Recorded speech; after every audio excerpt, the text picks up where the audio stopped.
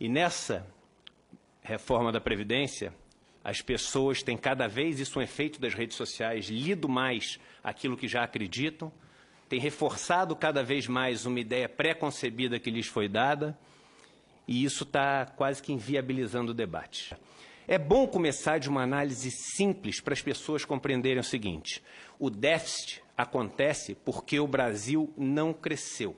Se o Brasil tivesse crescido minimamente ao longo dos 3 últimos anos, e a gente vai discutir aqui a questão do ovo e da galinha, se a gente não cresceu por causa da Previdência, ou se o déficit da Previdência vem porque a gente não cresceu, mas fato é que se o país tivesse crescido 2% ao ano, metade do que cresceu entre 2005 e 2013, a gente teria hoje um superávit primário de mais de 100 bilhões de reais no país. A gente está falando aqui de uma proposta que afeta 100% da população brasileira. São poucos momentos onde a gente para discutir isso. E como a gente pode estar com uma pressa tão grande de aprovar uma coisa que, se você der um Google sobre déficit da Previdência, dê um Google, eu fiz isso na semana passada, você vai ver. Previdência tem déficit de 195 bilhões. Rombo da Previdência aumenta para 290 bilhões no mesmo ano.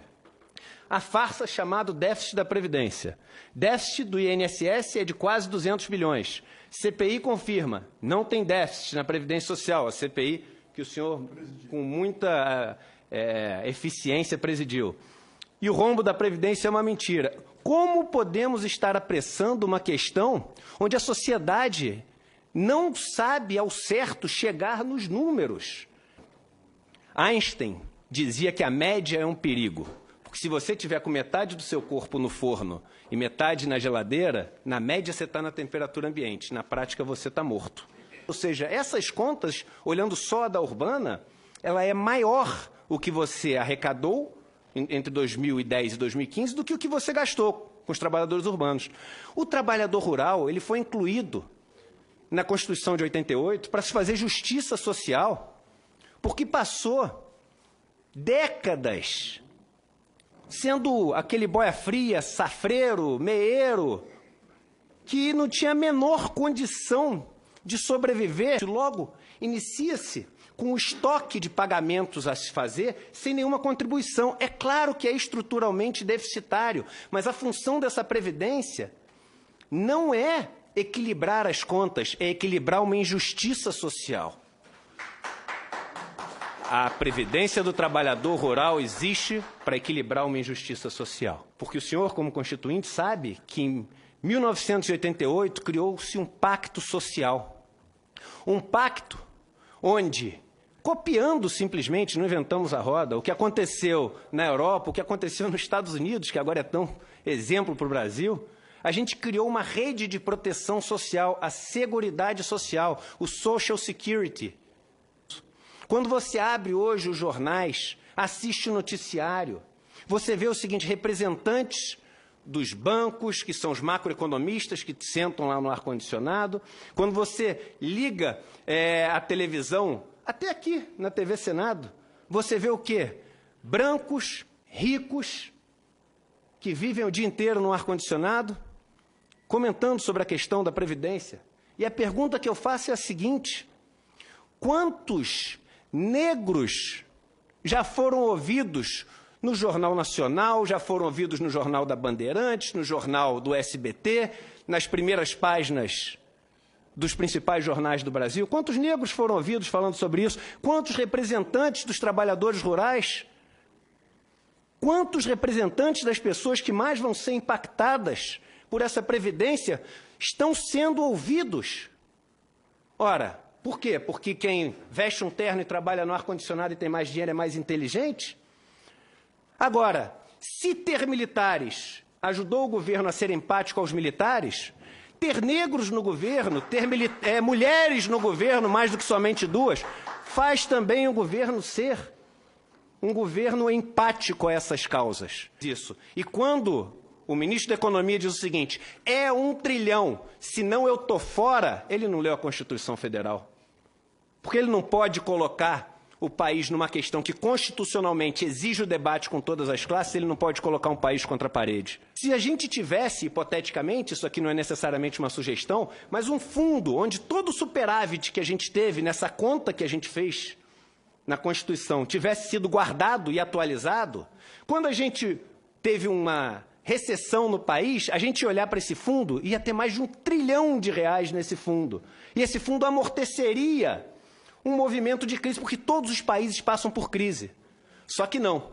Todas as vezes que o sistema de seguridade social teve um superávit, esse superávit foi gasto. Onde foi gasto a maior parte dele? Com juros da dívida. Ou para financiar outros regimes, como o regime próprio. E aí, no primeiro ano que tem déficit, a gente fala o seguinte, olha, vamos mudar todas as regras e cortar. Que país é esse que quando tem sobra, gasta, e quando tem falta, corta? E aí eu faço uma pergunta.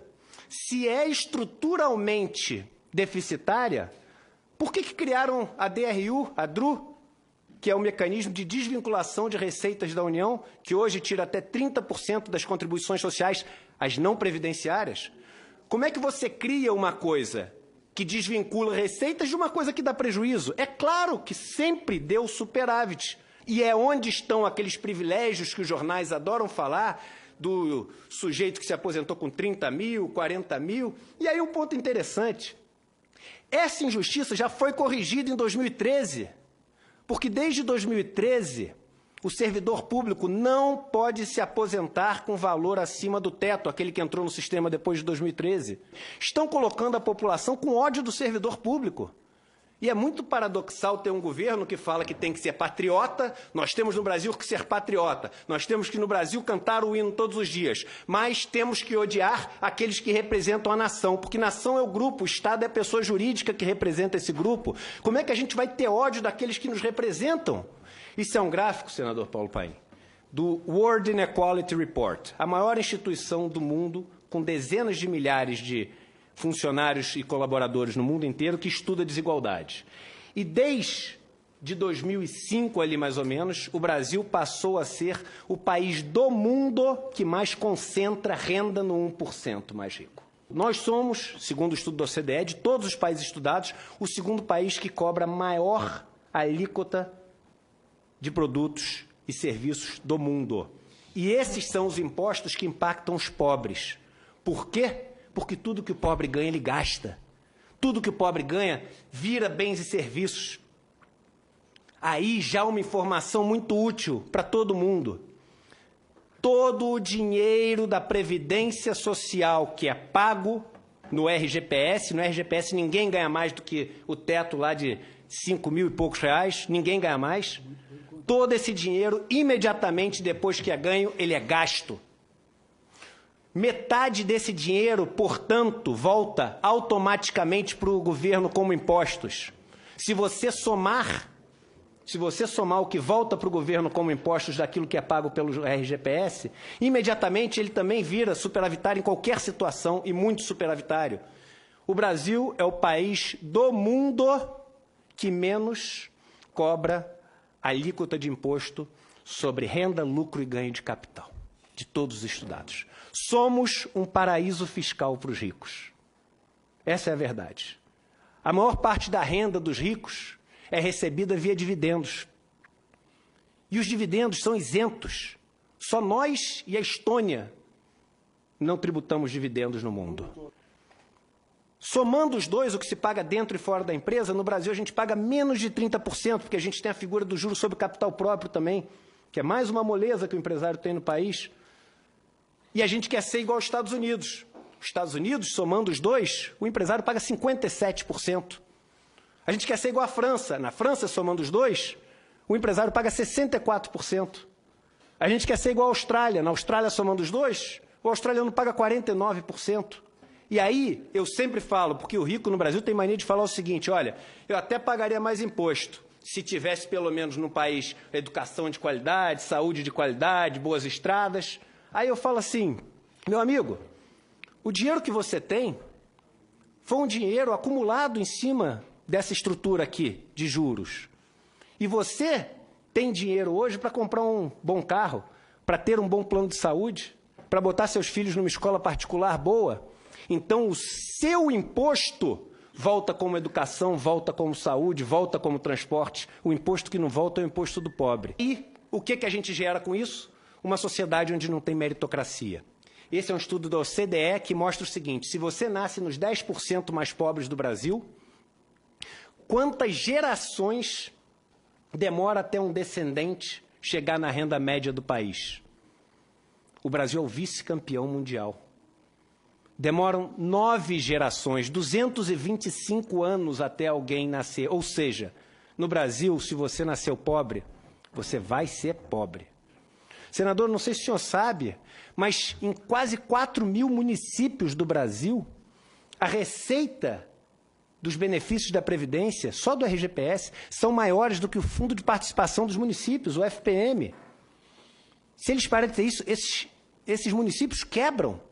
O grupo que tem o BPC vive a mais com qualidade, expectativa de anos de vida saudáveis. Os homens vivem 1 ano a mais, as mulheres 4 anos a mais. Logo, cortar o BPC significa, essa é a matemática, cortar esses anos a mais. E cortar anos de vida significa o quê, senador Paulo Paim? Significa matar, não tem outra palavra. Quem aceita essa reforma da Previdência do jeito que veio, tratando as pessoas que vivem na miséria, porque só alguém que vive na miséria pode receber o BPC, tratando alguém que não tem a capacidade física de exercer mais nenhuma função, que são as pessoas deficientes que recebem o benefício do BPC. Quem trata isso como número e aprova, sem nenhum comentário, essa reforma da Previdência, tem as mãos sujas de sangue, não tem outra palavra para falar. Está matando brasileiros. Portanto, eu e o estudo, eu tenho aqui o estudo, não vou ler o último parágrafo, porque sei que já passei do meu tempo. O estudo é muito claro e eu posso afirmar com toda certeza: a reforma da Previdência proposta pelo novo governo é racista. Só existe um país que cresceu muito mais que o Chile ao longo dos últimos 10 anos na América Latina. O senhor sabe qual foi? Foi a Bolívia. Você sabe o que a Bolívia fez em 2010? Ela aprovou uma lei reestatizando a Previdência Social que tinha sido privatizada, fazendo a idade mínima cair de 65 anos para 58 anos, fazendo com que as mulheres tivessem o direito de se aposentar 1 ano a menos para cada filho que tivessem, limitado a 3 filhos, fazendo com que os operários das minas pudessem diminuir a idade mínima de aposentadoria em 1 ano para cada 2 anos trabalhados.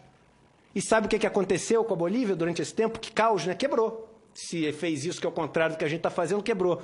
Pois bem, se nos últimos 10 anos o Chile cresceu 34% o seu PIB, a Bolívia cresceu 62% o seu PIB, foi o país que mais cresceu na América Latina, distribuindo riqueza. A lógica é, e esse exemplo que eu dei da Bolívia mostra isso, a lógica é, um país com tecido social frágil precisa de uma proteção social forte. Quando, hoje em dia, um banco vai quebrar, ele recorre a quem? Ao Estado. E aí ele tem um PROER, e não acontece no Brasil só. Nos Estados Unidos, quando os bancos quebraram, recorreram também ao Estado. Quando um empresário tem dívidas enormes, ele recorre a quem? Ao Estado, com o refinanciamento das suas dívidas através do refis. O rico vai sempre continuar podendo recorrer ao Estado. É o famoso capitalismo dos ganhos e socialismo das perdas. Eu acho, senador, que acabou o tempo em que a gente se orgulha de ter um país onde as 2 pessoas mais ricas, um é banqueiro, o outro produz cerveja. Um país desse não valoriza a criação de riqueza, porque nenhum nem outro produzem riqueza para o país para ser dividida. A solução desse país, Frei Davi, ela é muito simples.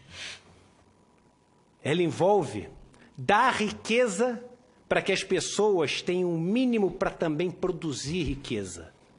Ela envolve quebrar a relação de dependência que o pobre tem, de só poder gerar riqueza quando alguém o permite, porque o dinheiro que ele pega emprestado custa 400%, 300% ao ano, e é impossível gerar mais riqueza do que isso, para você poder pegar esse dinheiro com o propósito de gerar riqueza. Já que tem se falado tanto em Deus, em homenagem ao Frei Davi, uma passagem do Novo Testamento de Mateus, onde no capítulo 6, Jesus diz o seguinte, Frei Davi: é impossível servir a dois senhores, porque se você servir a dois senhores, você amará um e odiará o outro.